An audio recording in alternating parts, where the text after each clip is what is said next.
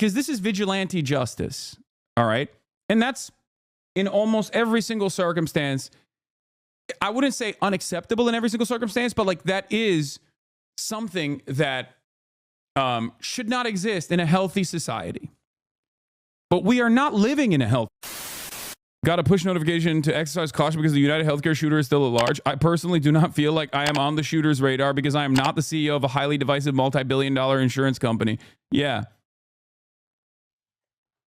Warning me about a guy who's out there killing billionaires is like warning a dog about phishing scams.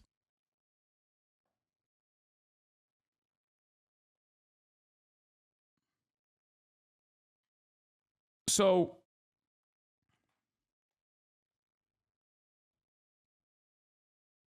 this is like the Chappelle bit about the LAPD offering protection to him because he was mentioned in Dorner's manifesto. I am not the one who needs protection.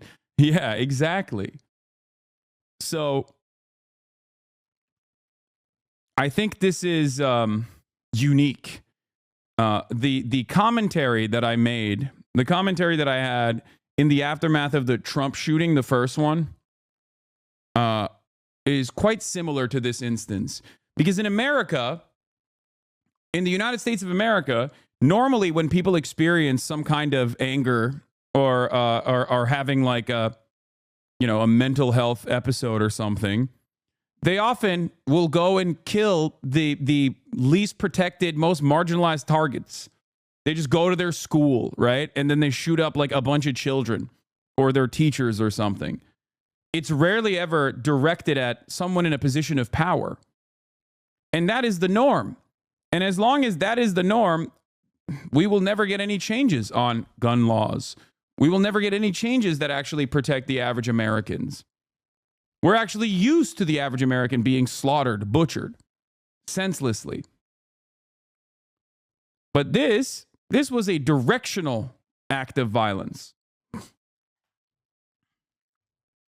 And I think that's the reason why a lot of people in positions of power are fearful. And I think that's the reason why a lot of people are looking at the media coverage over it and going, I don't feel this way.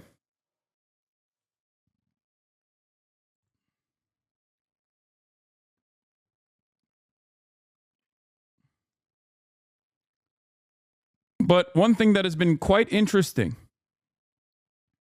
is seeing conservatives also exhibiting the same anger that you normally would hear from leftists online, right? Like the reception of this story has been quite interesting.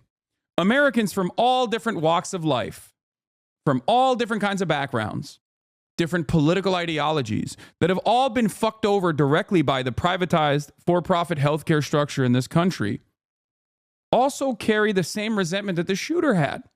And that's precisely the reason why, while right-wingers and mainstream media, both liberals and conservative alike, are trying to maintain this civility aesthetic to say, people are celebrating this, like this is crazy. Normal conservatives, on the other hand, are like, of course people are celebrating this. What the fuck are you talking about? Look, people are naturally going to celebrate. This is on r/conservative. This man's death is an allegory for the failure of privatized healthcare as a whole. We can all relate. Prescriptions we can't afford. People we know who have been turned down. Healthcare or treatment due to insurance reasons. I'm a Republican and I'm not going to defend the failure of privatized healthcare. It's an absolute tragedy that people who don't have access to healthcare. I know that sounds like a lib talking point, but this is America. Healthcare should be just as great as the rest of our country. Complicit for over 7 million deaths, 1/3 claim denial rate, UHC being investigated for using algorithms that automatically deny claims. UHC has some of the highest healthcare premiums and costs. All the while, he was a CEO and making over $10 million a year. Also, he was being investigated for fraud, money laundering. This man did not have clean hands. I'm not justifying murder, just stating facts. And in America, healthcare costs are still higher than many countries around the world while providing subpar service compared to said countries. This act of violence, okay, in and of itself, is ripping through the social fabric, right? Because this is vigilante justice, all right? And that's in almost every single circumstance.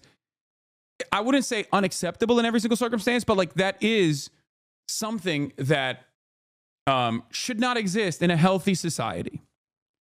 But we are not living in a healthy society. And the very fact that people are also celebrating this vigilante justice means that there is like very deep-seated and valid resentment that people feel towards these institutions, understandably.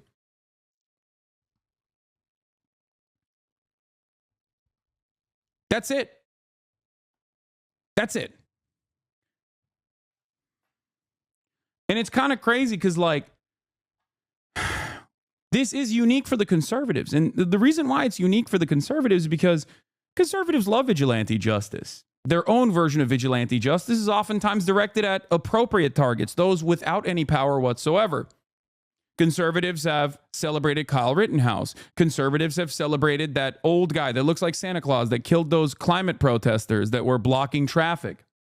Conservatives celebrated Daniel Perry, who killed in broad daylight in a crowded subway car a black homeless person who was exhibiting a mental health episode. He choked him to death.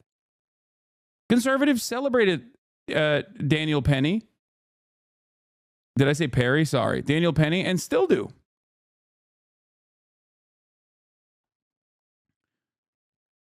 So this is unique for a lot of conservatives, I would say. Because normally, this is a person in a position of power. This is a person that is at the top of a reputable institution. Healthcare is important. Normally,